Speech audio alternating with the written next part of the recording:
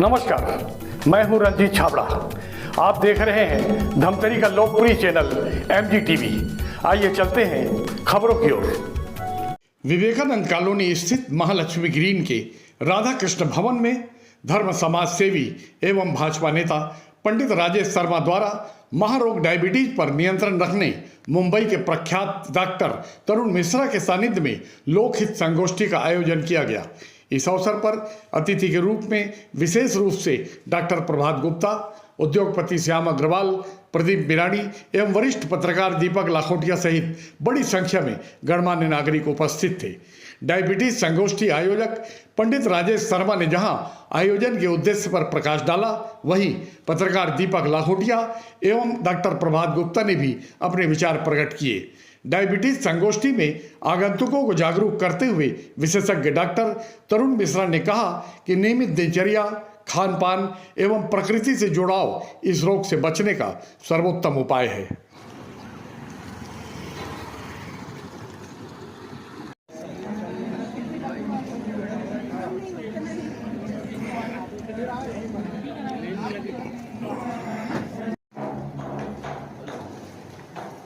सभी से निवेदन जोरदार तालियों के साथ डॉक्टर साहब का स्वागत करेंगे।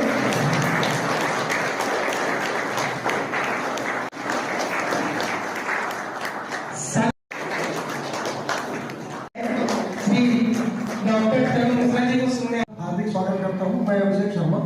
मैं पिछले 20 वर्षों से डॉक्टर तरुण मिश्रा आपके साथ जुड़ा हुआ हूं। इनके साथ कई सफल आयोजनों का मैं गवाह रह चुका हूं। डॉक्टर तरुण मिश्रा मध्य भारत का एक जाना माना नाम है, जो कि इंसुलिन पंप थेरेपी, इसमें इन्होंने ख्याति प्राप्त की। इसके साथ ही साथ सन 2001 में जब वसीम अकरम जी को इंसुलिन पंप लगी पहली बार, उस टीम के आप सदस्य थे। आप वर्तमान में सिटी हॉस्पिटल संता कॉलोनी में प्रैक्टिस कर रहे हैं। इसके साथ ही आपका जीवन कई उपलब्धियों से भरा हुआ है।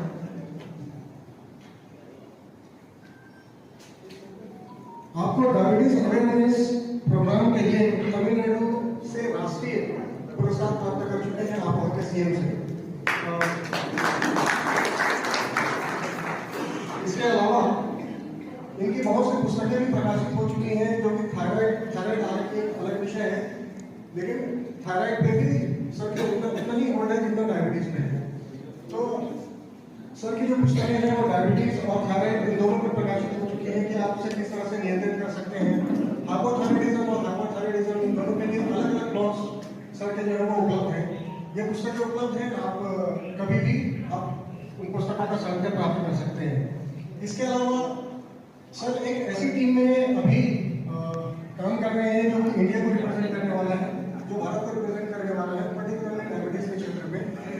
इसमें अग्रणी जर्मनी, इसके अलावा इंग्लैंड, ऑस्ट्रेलिया, जापान, यहाँ के कुछ चुनिंदा डॉक्टर्स केवल डायबिटीज की फील्ड पे आकर के काम करने वाले हैं, जो मेनोथेरेपी से लेकर के इंसुलिन पंप, सेंसर और बाकी सारी चीजें, डिवाइसेस, या फिर डायबिटीज को और कितनी अच्छी तरह से नियंत्रित किया जा सकता है। तो मध्य भारत का एक बड़ा नाम है डॉक्टर तरुण मिश्रा, और मैं धन्यवाद ज्ञापित करता हूँ सर को कि आपका सानिध्य मुझे हमेशा मिला है। सर मंच में आदरणीय राजेश भैया को सौंपता हूँ। आदरणीय श्री दीपक लाखोटिया जी से कृपया 2 शब्द आपके। डॉक्टर गुप्ता जी, बिरानी जी, श्याम भैया, राजेश शर्मा और यहाँ उपस्थित सभी सदस्य, यह धमतरी का सौभाग्य है कि हमारे बीच डॉक्टर तरुण मिश्रा जैसी शख्सियत जानकारी देने के लिए उपस्थित है। डॉक्टर तरुण मिश्रा जी जो मध्य भारत के एक सुप्रसिद्ध चिकित्सक हैं डायबिटीज के क्षेत्र में, आज वो अपने को, हम लोगों को अपना बहुमूल्य समय देकर ये बताएंगे कि हम अपनी जीवन शैली कैसे सुधारें ताकि डायबिटीज से हम बच सके या उससे कंट्रोल में रह सके। मैं एक बार पुनः राजेश शर्मा जी को भी धन्यवाद देता हूँ कि उनके माध्यम से हम लोगों को यह सौभाग्य प्राप्त हो रहा है। अध्यात्म एवं डायबिटीज है, ऐसा रहे इसमें एक्सपर्ट नहीं हूँ। मैं पेशे से सर्जन हूँ, परंतु इसमें सबसे आवश्यक सवाल आपके दोनों हाथ हैं। अगर आप सुबह उठने के बाद दोनों हाथों को सिर्फ 5 मिनट देखेंगे तो आपको जीवन में सफल होने का मंत्र मिल जाएगा। चरणों में प्रणाम और वंदन अर्पित करते हुए आज के इस डायबिटीज संगोष्ठी के कार्यक्रम में सेंट्रल इंडिया के प्रसिद्ध चिकित्सक डॉक्टर श्री तरुण मिश्रा जी हमारे अनुग्रह पर धमतरी पधारे हैं। मैं उनका इस धमतरी की पवित्र धरा पर स्वागत और अभिनंदन करता हूँ। मंच पर जो उपस्थित हैं डॉक्टर प्रभात गुप्ता जी, श्री श्याम अग्रवाल जी, श्री प्रदीप भाई मिरानी जी, श्री दीपक लखोटिया जी और नीचे मेरे बैठे हैं पिता श्री गोपाल शर्मा जी।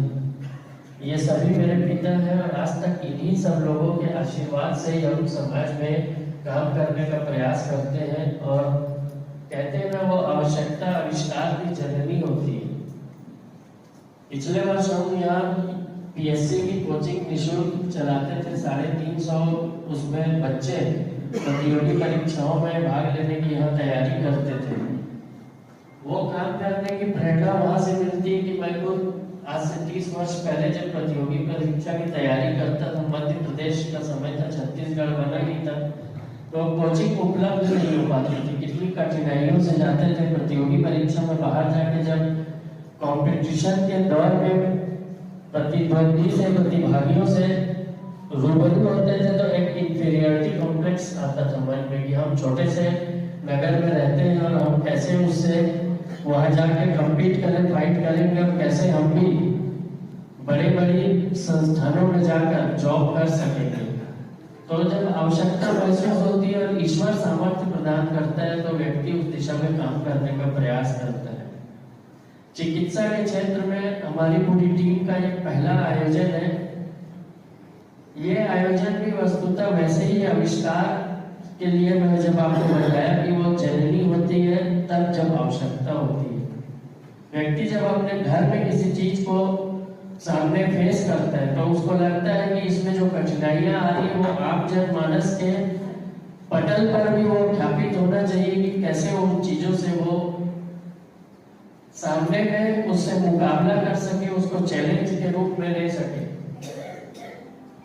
डायबिटीज एक ऐसी समस्या है जो जीवन शैली से भी होती है और जीवन शैली के अतिरिक्त एक प्रारब्ध मान लिया जाए तो भी वो होती है।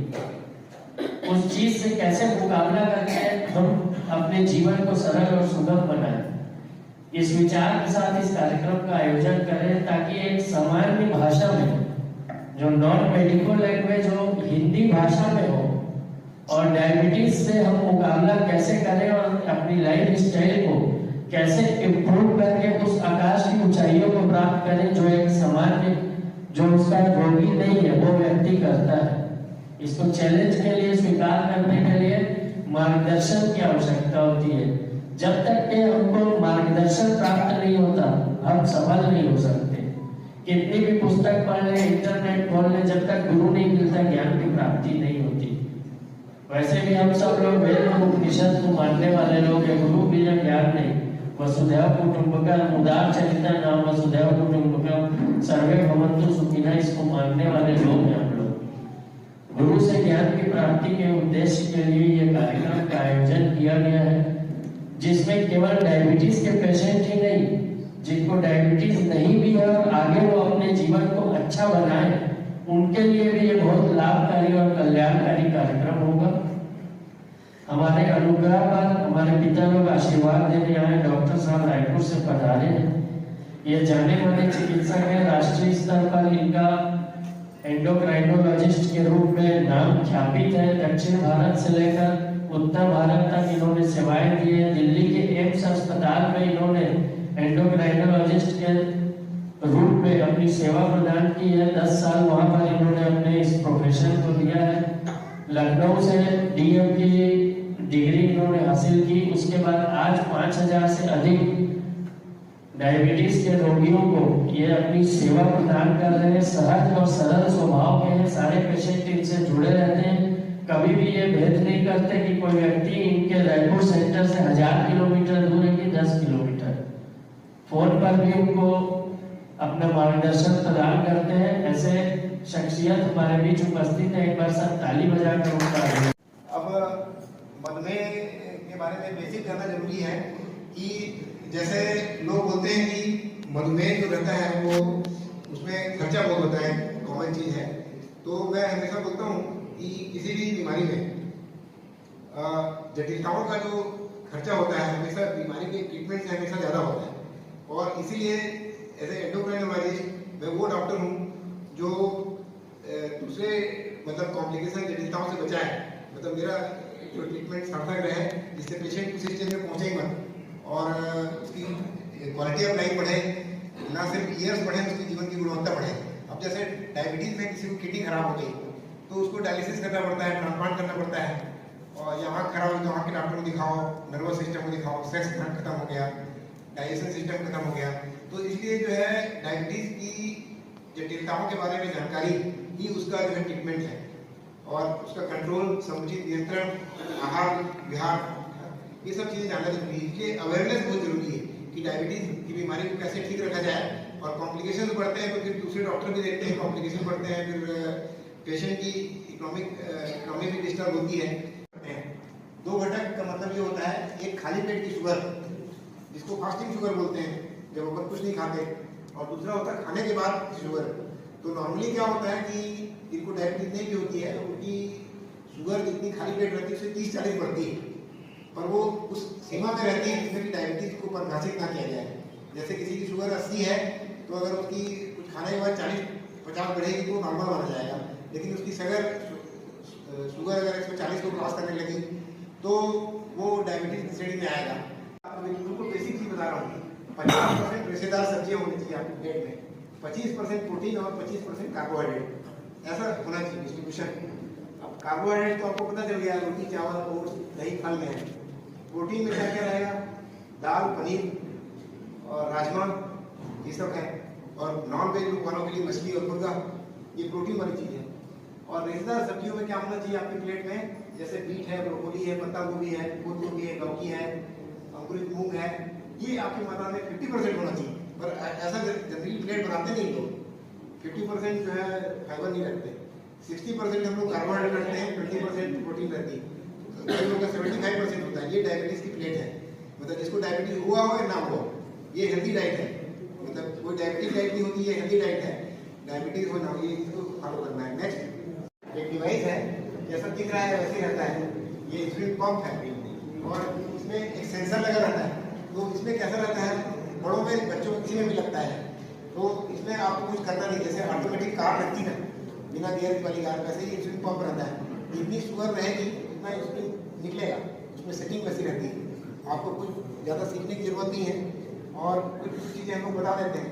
और शुगर जब लो होने लगती है तो इंसुलिन कम हो जाता है, तो ऐसा छोटे बच्चों को बहुत फायदा रहता है। इसका शुगर ना बढ़ेगी कम होगी, एक लेवल सेट कर दीजिए, इसे शुगर 100 से 40 रखना है तो बढ़ेगी नहीं। कोई सवाल है आज के इस प्रोग्राम से रिलेटेड तो उनसे निवेदन है कृपया बहुत जल्द से जल्द अपने जवाब तैयार रखें। उससे पहले आज हमारे बीच उपस्थित हमारे बड़े भैया जिनका मार्गदर्शन हमें सदैव मिलता रहता है, ऐसे हमारे बड़े भैया आदरणीय श्री मनमोहन वैष्णव जी, डॉक्टर मनमोहन वैष्णव जी और डॉक्टर राजेश मित्तल जी हमारे बीच उपस्थित है। मैं निवेदन करता हूँ आदरणीय राजेश शर्मा जी से कृपया वे सुशील शर्मा जी से भी निवेदन करूँगा कृपया वे सामने। और आज के हमारे अतिथि बोले, परिवार के बड़े भैया बोले, उनका सम्मान करें। आप नर्सरी के चाइल्ड स्पेशलिस्ट हैं। समस्या है। हेलो, मेरे को थायराइड की समस्या हो गई है 2 दिन से पहले, तो मेरा सब रिपोर्ट में सब लाई हूँ मेरे साथ, तो उसका निवारण करना है। जो इस पूरे ड्यूरेशन में रह गया वो था एवरेज ब्लड शुगर। सर जैसे आपने खाना खाया और आपका ब्लड शुगर बढ़ गया 275 या 250 तक चला गया, और फास्टिंग आपकी आ रही है 120, 30, 40 अंडर कंट्रोल है मान लिया, लेकिन आपका average blood sugar per day का अगर वो 200 है या 200 से कम है तो वो कितना सही है या कितना गलत है। क्योंकि आजकल जो टाइमलाइन चेंज हो गई है, आजकल जो लाइन ऑफ ट्रीटमेंट चेंज हुई है, वो केवल HbA1c तक सीमित नहीं है, वो TIR टाइम इन रेंज आज जो नई थेरेपी से फॉलो कर रही है। सर एवरेज ब्लड शुगर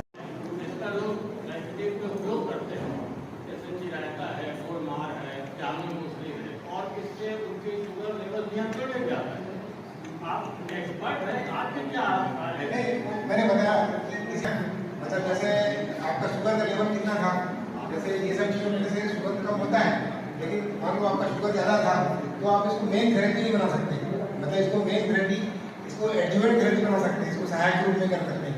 ये कई लोगों के अंदर एक धारणा हो जाती है कि हम ये सब ले रहे हैं तो हमारा शुगर अगर नॉर्मल आया है तो हमको मॉनिटरिंग की जरूरत नहीं, हम उसको बार बार देखेंगे नहीं तो शुगर बढ़ जाएगा, पता नहीं चलेगा। निश्चित रूप से फायदेमंद है, करना चाहिए। और जैसा धारणा हो जाती है कि डायबिटीज़ हो गया है तो चलो जामुन का रस पियो, उसको मत करो, ये नहीं करो। हर पेशेंट एक अलग पेशेंट होता है, तो चिकित्सीय परामर्श मिलना चाहिए। जैसे अलसी का सीड है, मेथी का नाम सभी गुणकारी रहते हैं।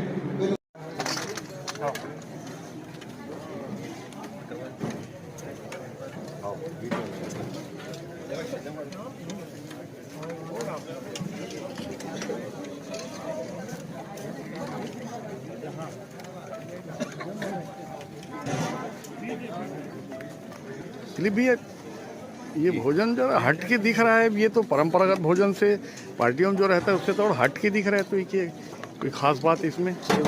पार्टी का भोजन शरीर को नुकसान ही देगा, और जो हमारी भारतीय पद्धति का आयुर्वेदिक रूप का जो भोजन है ये शरीर को पुष्ट करेगा, निरोगी रखेगा और हम सबको अच्छी आयु देगा।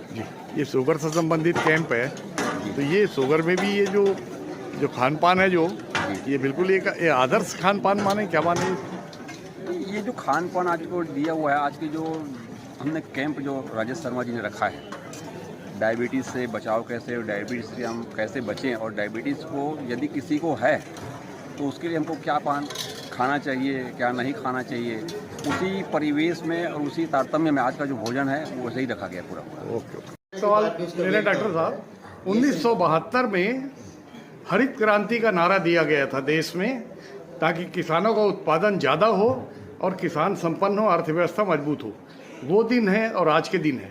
उसके बाद से शुगर की बीमारियों का परसेंटेज बढ़ा, ये हमारा आकलन है। आपका आकलन क्या कहता है? बिल्कुल सही बोल रहे हैं आपका, क्योंकि जो है बहुत सारी चीज़ें आर्टिफिशियल हो गई हैं, पेस्टिसाइड यूज़ हो रहे हैं, इन्वायरमेंटल टॉक्सिन हो गए हैं, बहुत सारे बीटा सेल डैमेज कर रही हैं। अपन जो फल वल खा रहे हैं सब जहर है आज की डेट में। मतलब सेव के अंदर वैक्स लगा रहता है, कभी आप जाके देखो उसमें मतलब लौकी को पकाते हैं उसमें कार्बाइड का इंजेक्शन लगाते हैं, उसको अपन खाते हैं। मतलब अपन जो नेचुरल चीज़ तो खा ही नहीं रहे हैं, आर्टिफिशियल चीज़ खा रहे हैं। जब अपन किसी चीज़ को ज़्यादा छेड़खानी करते हैं तो उसका न्यूट्रिटिव पावर ख़त्म हो जाता है और टॉक्सिक पावर बढ़ जाता है। तो मुझे ऐसा लगता है कि जो है इस लेवल में बहुत ज़्यादा जो है चीज़ें हुई हैं। जैसे जैसे आधुनिकीकरण हुआ है तो अपन बहुत ज़्यादा शॉर्टकट करने लगे हैं, प्राकृतिक रूप से हट गए हैं और वो जो है बीमारी की तरफ बढ़ावा दिया। टाइप 2 हो, टाइप 1 हो, जैसे जैसे आदमी मैकेनिकल होता गया है, फिजिकल एक्टिविटी कम हो गई है ना, रिमोट हो गया है। पहले जो है लोग जो है तालाब में नहाते थे। मेरे पास तो सब पेशेंट आते हैं तो मैं पूछता हूँ कि तालाब में नहाते हो तो पेशेंट बोलते हैं सावर लग गया घर में गांव के। मैं बोलता हूँ इसीलिए बीमार हूँ, क्योंकि मेरा पैशन है। मैं एक्सरसाइज के बारे में पूछता हूँ पेशेंट से, तो पूछते हैं पता नहीं डॉक्टर क्यों पूछ रहे हैं नदी तालाब है कि नहीं। मेरे को मजा आता है। मेरे को अब मैंने देखा कि 50% पेशेंट डायबिटीज गाँव में है, कोई एक्सरसाइज नहीं करता, सबको शराब मिल जाती, खाने को मिल जाता, चावल मिल जाता है। प्राकृतिक जीवन की ओर अगर लौटे, मतलब जो है ना, जितना आप दूर भागोगे प्राकृतिक से। अब फास्ट फूड का मतलब क्या होता है? जैसे फास्ट फूड का मतलब हिंदी में पूछा जाए, जैसे फास्ट फूड से डायबिटीज क्यों होती है? फास्ट फूड आपको डायबिटीज की तरफ आपकी एक्टिविटी को फास्ट करता है। जैसे कोलेस्ट्रॉल है, गुलाब जामुन है, शक्कर है, मेहनत उतनी कर नहीं रहे हो, फास्ट फूड खा रहे हो, लाइफ फास्ट हो गई है ना, रेडीमेड फूड हो गए, कैलोरी डेंस फूड हो गए। एक्सरसाइज तो आपकी है नहीं, लेकिन उसमें तो फास्ट हो गए, एक्सरसाइज में स्लो हो गए। तो इसलिए फास्ट फूड मतलब डायबिटीज की तरफ झुका रहा है। और बाकी सब चीज़ें भी बहुत वो हो गई आर्टिफिशियल, मतलब नेचुरलिटी अलग है। मतलब फूड आइटम बहुत एडल्ट्रेटेड हो गए हैं। इसमें बहुत गवर्नमेंट को करने की ज़रूरत है कि बहुत सारे सिंगापुर में गवर्नमेंट कर दी, हाँ, रूल ला दी है।